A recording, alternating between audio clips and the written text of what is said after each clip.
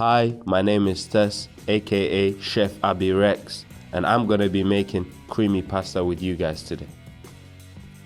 To prepare the garlic, peel the skin off the bulb so that you can get to the clove.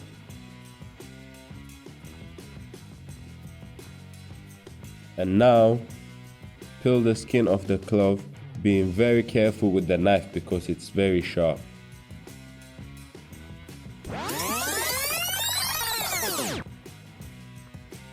After you peel the skin off, make sure you chop off the end bit because you don't want that.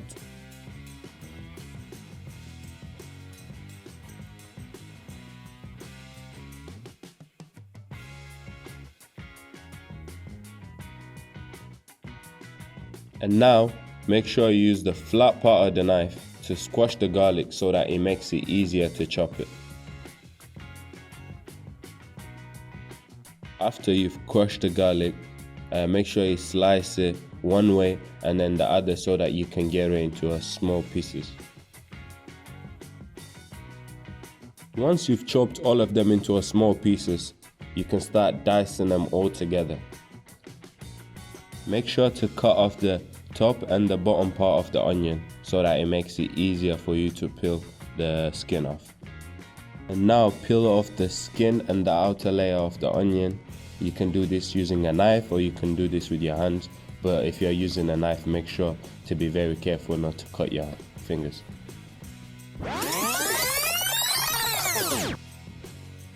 First, chop the onion into half and then slice them into thin pieces, one way and another until you've got small pieces left.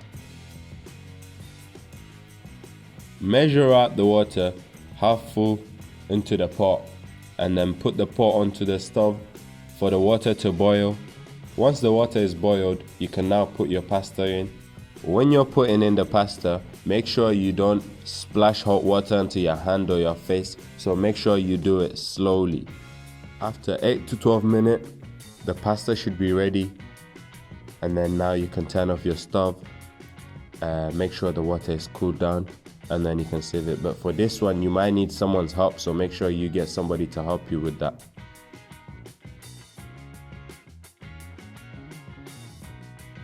And now you can rinse the pasta with cold water. Put the oil into the frying pan and make sure that the heat is on a medium heat so that you're not overheating it. After you've done that, you can now then add your garlic, your chopped garlic, and then you can fry that on a medium heat as well for a little bit. After a bit, you can now add the onions and fry the garlic and the onions together, but make sure you keep stirring it because you don't want to burn them. Once they are nice and golden, then you know they are kind of ready, so then now you can start putting your veggies in. For the veggies, you could really use any of the veggies that you want, but for myself, I used the fresh pack of veggies because it was very easy and convenient for me. After you put the veggies in, you can start mixing them together so that they're not sticking to the pan. Once you can see that the veggies are kind of cooking well and they're kind of ready, you can now put on your seasoning. For me, I used Ras Al Hanout and chili powder and all-purpose seasoning as well. After you put in your seasonings, make sure you keep mixing it. You will start sticking to the pan, but once that's happening, make sure you just have a little bit of water on the side so that you can add a little bit of water every time you get sticky.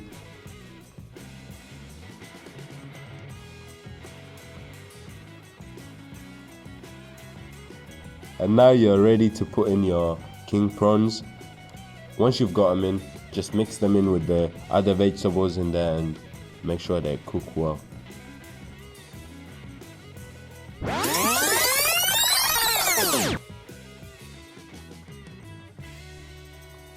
You can see that it's starting to stick, so I've added a little bit of water.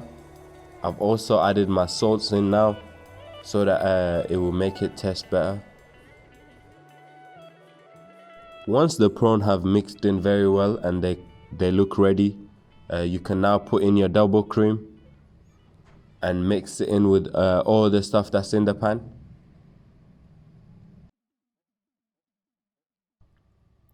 Once you can see that the double cream has mixed in very well with the stuff that's in the pan, and now it's starting to boil and bubble, you can now add in the final part, which is the pasta.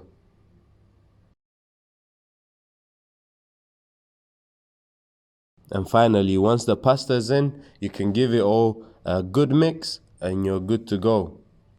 And now you can enjoy, my people. Peace out.